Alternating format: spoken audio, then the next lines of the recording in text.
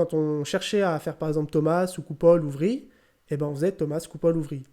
Et le problème, c'est qu'avec cette approche-là, eh ben, on perd énormément de temps.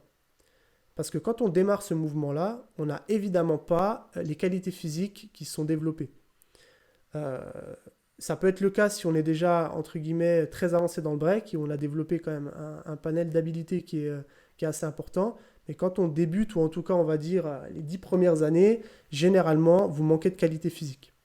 Et donc, plutôt que de les développer en pratiquant la phase en elle-même, il faut avoir un travail à côté de préparation physique pour préparer physiquement le corps et faire en sorte que quand on travaille Thomas, ça soit la technique qu'on travaille.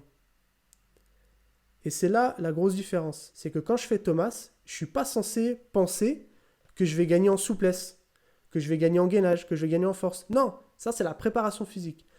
Le travail du Thomas ou le travail de la coupole, peu importe, quand vous êtes au training, vous travaillez la technique. Alors bien sûr qu'il y a les qualités physiques qui vont se développer aussi, mais ça ne doit pas être l'objectif principal. Donc c'est là l'intérêt de la prépa physique. Donc pour moi, le premier palier le plus important, mais ça doit être la condition suprême avant d'attaquer un travail en power move, ou en tout cas quand vous avez commencé à y bosser, il faut absolument avoir ça en tête, c'est la mobilité. Je vais détailler chacun des paliers après. Donc le premier, c'est la mobilité. Le deuxième, c'est la puissance. Donc on définira chacun pour que vous puissiez bien comprendre de quoi on parle.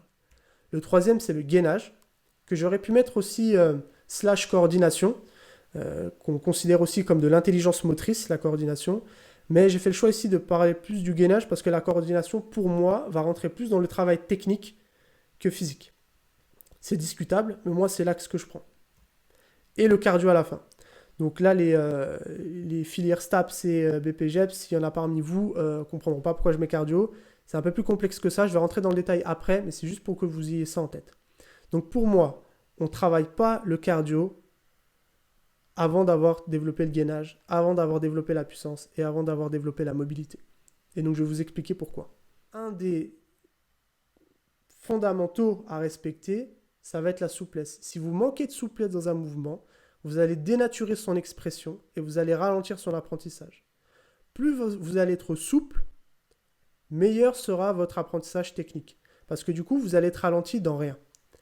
Ensuite, il faut être capable de contrôler cette souplesse-là. Et c'est là qu'intervient le contrôle moteur, là, qu'on avait dit là, contrôle moteur.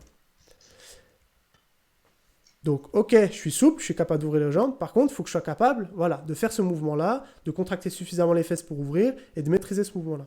Et ça, c'est juste un exemple pour vous montrer la complexité qu'a un mouvement du break, que ce soit au niveau des étirements ou du renforcement. Il y a beaucoup de choses à prendre en compte et c'est la raison pour laquelle on ne peut pas, en tant que danseur, être à la fois l'entraîneur, le préparateur physique et tout le staff.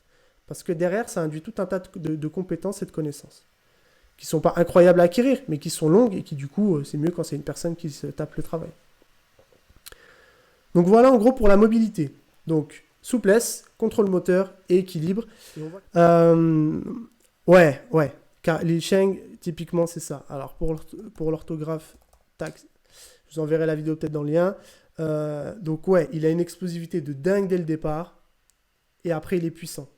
Et en fait, c'est là où c'est impressionnant chez lui. C'est que de base, on voit comment... Bon, ça se voit pas trop avec la qualité, mais pour l'avoir vu en vrai, il est trapu, il a des grosses cuisses bien costauds, et on aurait tendance plus à avoir en tête des phaseurs comme Funt, par exemple, le russe.